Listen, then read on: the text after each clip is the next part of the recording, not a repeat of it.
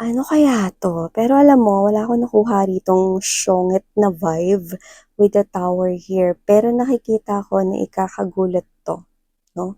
Ikakagulat mo ito. Sa lahat ng mga tower, ito yung wasak na tower 'no, tignan mo naman 'yan, 'di ba? So whatever the case may be, malaki ang gulat na mangyayari dito, like hindi mo talaga 'to ine-expect. Alam mo yung energy na busy ka sa ginagawa mo 'no, tapos biglang kunwari may bumagsak sa likod mo 'no, ta's yung impact nun ang lakas na parang, "Ay, ba naman 'yan, nakakagulat." Gano'n. Like unexpected ito, 'yan, or hindi mo inaasahan.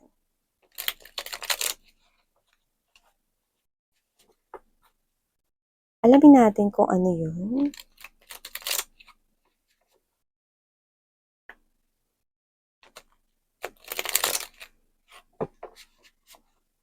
Kung ano 'yun, maaaring galing 'yun kay universe. Ang pinakamalaking coin or ang pinakamalaking pentacle 'no, dito ay galing kay universe, isang present or let's say solid offer here.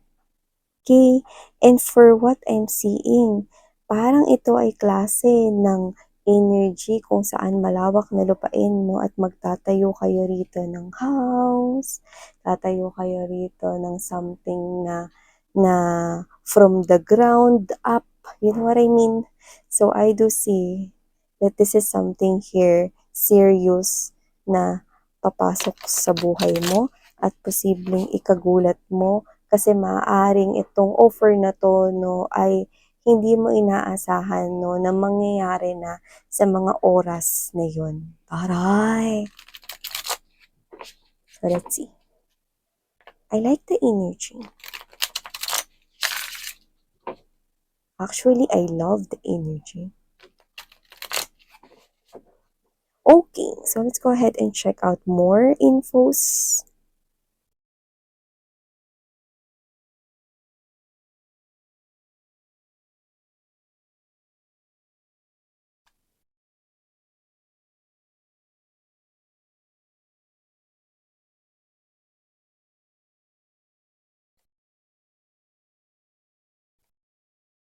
Oh, nice. Let me just lay all the energies muna sa ating table bago natin 'no, i-read ito.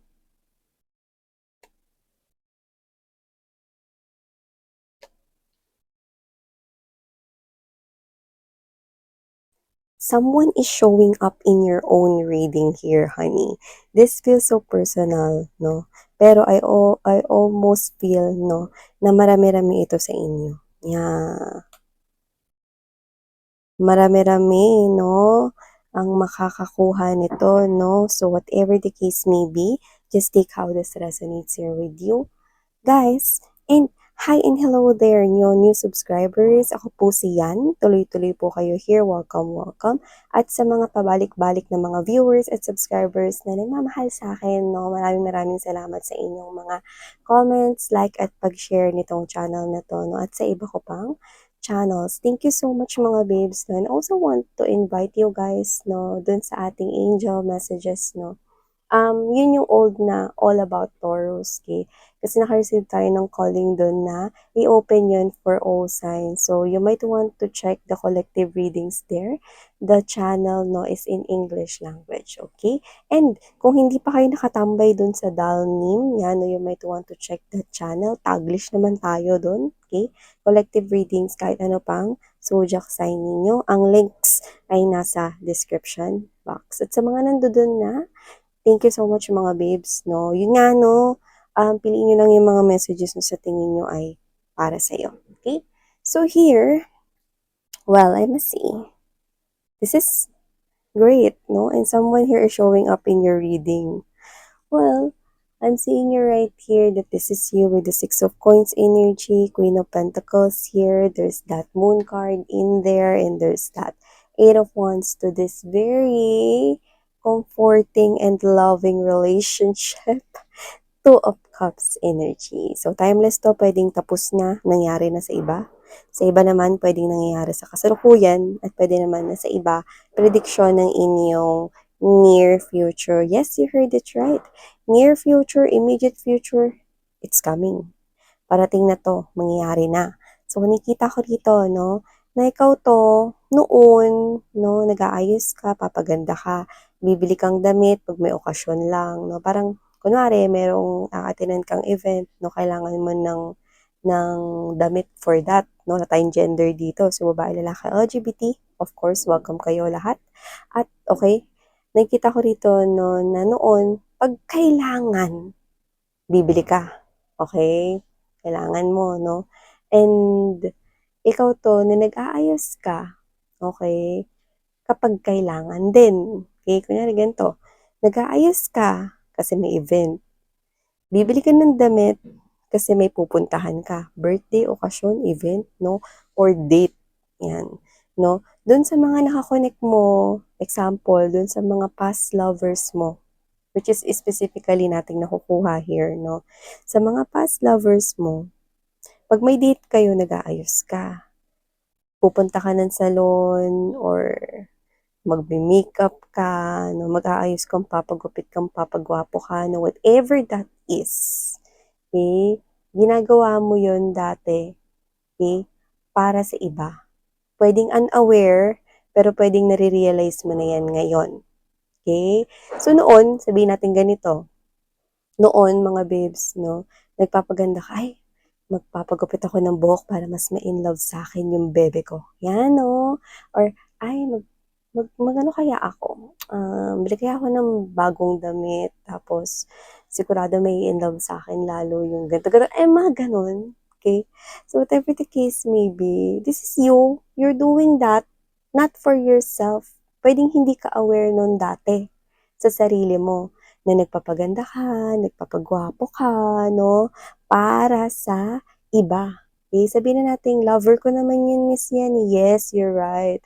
You're not realizing that, no? Na nagpapaganda ka, nagpapagwapo ka, nag-aayos ka sa harapan ng boyfriend mo, ng girlfriend mo, or ng partner mo, but you're not aware na ginagawa mo yon to impress them, isn't it? But now, you're realizing the Six of Pentacles energy, Queen of Pentacles over here. You're realizing here na, magpapagupit ako ng buhok. Magpapa-skincare ritual ako. Yan, no? Bagong skincare routine. Bibili ako nitong product na to. Maganda to sa skin eh. Yan, no? Ginagawa mo to hindi para maka-attract ng bagong Papa Balls or hindi para magpa-impress sa isang girl na type mo. So, wala tayong gender here. Pero hindi mo na ginagawa ang pag-aayos para sa iba. Gising ka na sa katotohanan na nagpapaganda ako, ginagawa ko tong improvement na to sa sarili ko dahil gusto ko itong gawin for myself. I love myself. I like myself. Yan. This is you're realizing here, no, na hindi ka magpapaganda, hindi ka magpapagwapo para sa iba. Hindi ka magpapa-impress para sa iba. Okay? You just want to make yourself more beautiful or more handsome right here kasi para sa sarili mo. Period. Diba? Yan. Na-realize mo na yan ngayon, no? Na ikaw to, na hindi mo kailangan, okay, na magpagod, na magpaganda para sa iba, no? Parang ikaw to na, hindi ko naman sinasabi nagiging mapagmataas ka or what, no? Parang ikaw to nare-realize mo, nag-matured ka na parang, ay, bakit ko to gagawin sa iba? Ginagawa ko to para sa sarili ko. Parang yung iba napapansin yung mga friends mo. O, alam mo, nag-aayos ka, gumaganda ka, blooming ka. Merong ano ka, no? May nanliligaw sa'yo, no? Or may nililigawan ka, no? Yan. 'Di ba? Parang ikaw to na, hindi ba pwedeng maging maganda lang ako, girl? Or hindi ba pwedeng magpagwapo lang ako, pre? Mga ganyan, no? Kasi parang ikaw to na parang happy ka with yourself now. Tinitreat mo yung sarili mo, pinapamper mo yung sarili mo, no? Yung iba, you're going to healthy lifestyle. You're going into gym for others of you. Yung iba naman dyan, no? Exercising here, kahit sa bahay lang, no? Pwede namang manood ng mga YouTube, ng mga fitness works, no, na ginagaya mo, no. You're maintaining here your healthy lifestyle. You're eating here. Oy, nagda-diet ka, in love ka, no. Yan, no. Pag nagda-diet, in love agad. So, parang ganun ka, no. Parang, girl, ginagawa ko to for myself. Gusto ko mag-diet kasi I want to take care of myself. Ayoko na mag-carbs ng carbs ng carbs. Yan, no? Yung parang ikaw to na napapansin ng mga friends mo gumaganda ka, yung pilik mata mo iba, tapos yung glow mo iba, na parang Mari, ang ganda mo ngayon. Ano, meron ka na bang ano, ayan no, parang lahat kinokonekta nila sa in love ka ba? Or lahat parang kinoconnect nila na parang, ay kaya ka ganyan kasi nagpapaganda ka para sa isang lalaki or nagpapagwapo ka para sa isang babae, yan. 'Di ba? So, this is you. Hindi na gano'n. Dati siguro unaware ka, pero gano'n yun dati. Parang, 'pag magde-date kayo nag-aayos ka 'no, ayos na ayos ka, "Ito susuotin kong damit, ay ito na lang pala." O palit ng palit ka sa harap ng salamin 'no. Tapos kasi gusto mo na magpaganda, ma-impress yung jowa mo before, okey? Pero hindi mo nare-realize, as in hindi mo nare-realize na nagpapaganda ka para sa kanya, hindi para sa sarili mo before. Pero ngayon, ginagawa mo 'to para sa sarili mo, okey? Iba na yung mindset mo. Kung nakaharap ka man sa salamin 'no, at nagpapalit-palit ka pa rin ng damit 'no, ikaw 'to na ginagawa mo 'yan sa sarili mo. "Ay, maganda 'to sa'kin pero eto na lang, mas bagay ito." 'Yan 'no. Wala ka na ditong kahit sinong gustong i-impress, sarili mo lang. 'Yan, 'di ba? Ang bongga nun, I like you 'no. Parang ikaw 'to na na nabalik na 'no, ikaw sa sarili mong trono. You love yourself now, mm. At dahil ginagawa mo 'yan, wala kang kaalam-alam that with the moon card energy, wala ka ritong kaalam-alam na sa ginagawa mo, may dumadating na ritong isang tao sa buhay mo. And guess what? Hindi lang siya rito isang tao. Tignan mo, sa ginagawa mo na yan, no, napakalaki ng pag-attract mo, no, dito sa isang individual na to papasok sa iyong life. And this is a very, very sweet and comforting individual. Sweet, no, kagaya ng alaga mong pet or dog kung may alaga ka, no, and sweet and very loving like a cat or a pet or a dog, a bunny, whatever. Okay? This person here is naa-attract mo siya at wala kang kaalam-alam na nahuhugot mo siya papunta sa mundo mo. Okay? Papunta sa mundo mo. Like this is you, you're busy here working with yourself, you're busy here working, no, sa ikakaligaya mo, sa ikakasaya mo, no. Hindi ka naman yung as in, ano, no, buy all you can, 'di ba? Hindi ka naman gano'n. Pero ikaw 'to na 'pag meron kang nagustuhan, ge-getching mo talaga, 'di ba? Kukunin mo talaga. At ikaw 'to 'no, na wala kang kamalay-malay na, meron ka na pala ditong naa-add to cart na isang very 'no, very magandang, magandang, lalaki or magandang babae 'no, na 'pag sinabi kong gano'n, pati yung ugali niya maganda. Okay? So you're attracting here that type of lover, no, na isang reflection mo. Yan, no. Well, I wanna ask you, would you go out with you? Eh, ibig sabihin lalabas ka ba kung ang sarili mo yung ide-date mo? When I say, parang when I say, would you go out with you? Meaning to say, this is you. Lalabas ka ba kung ang magde-date sa'yo is yung total reflection mo? Meaning, kaparehas na ugali mo, kaparehas na mindset at pagtingin mo sa mga bagay, kaparehas mo. Would you go out with you?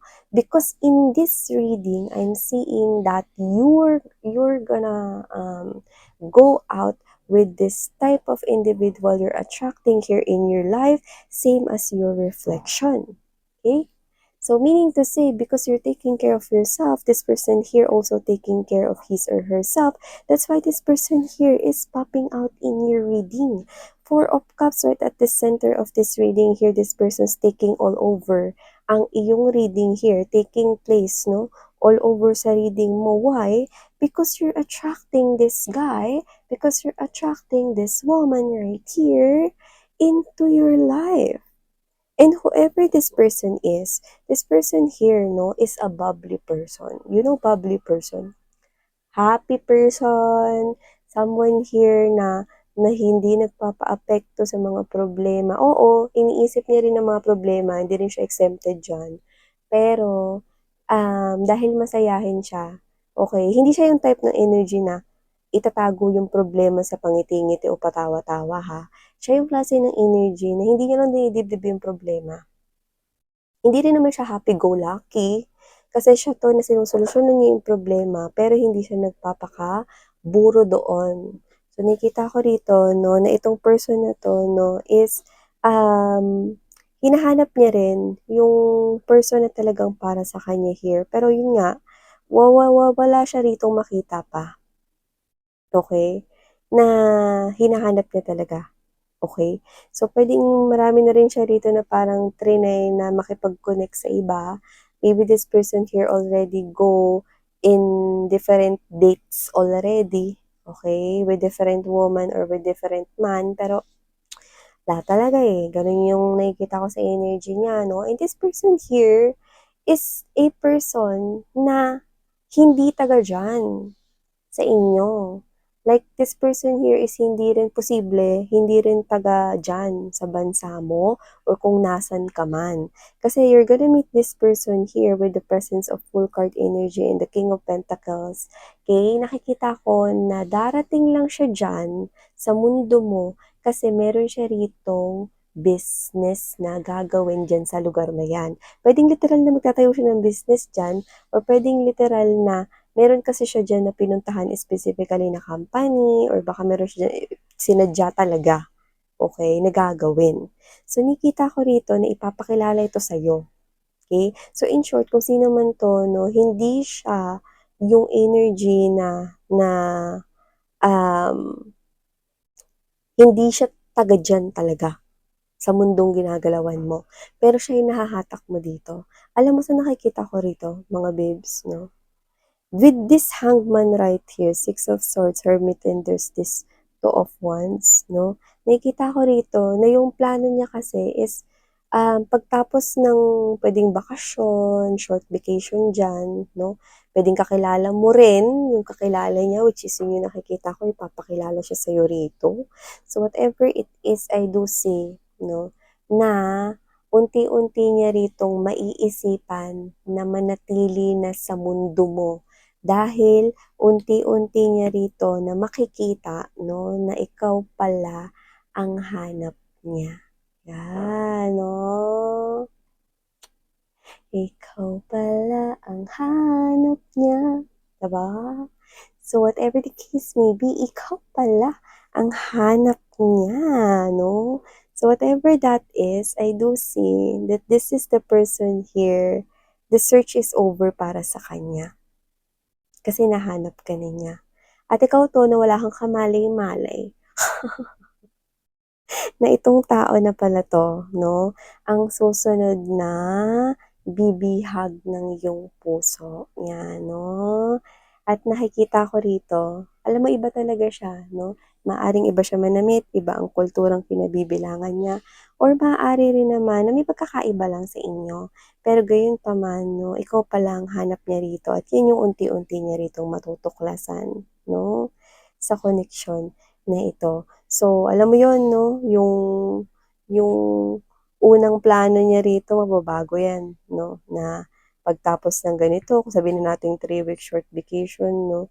Um, uuwi na siya o aalis na siya o tapos na yung magiging connection ninyo. Hindi. Like this person here, nakikita ko rito na may isip niya na magstay na lang sa kung nasan ka. Yan. Antaray!